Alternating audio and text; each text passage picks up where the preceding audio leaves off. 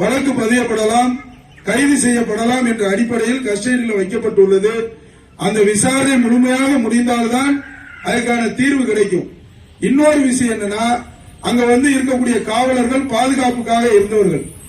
முருகன் அவர்களை கொல்ல வேண்டும் என்ற எண்ணத்தில் அவங்க அங்க செயலை செய்யல.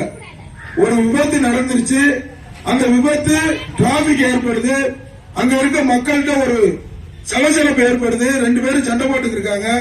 அந்த இடத்துல ஒரு காவல்துறை அதிகாரி பாதுகாப்புல இருக்கவரு அந்த பிரச்சனையை கடந்து போக சொல்றதுக்கு தான் அந்த பணியை செய்திருக்காரு. மேல யாரி நீ போப்ப வண்டி அடி, நீ இது பண்ணு சொல்லி அடி அடிச்சிருக்காரு.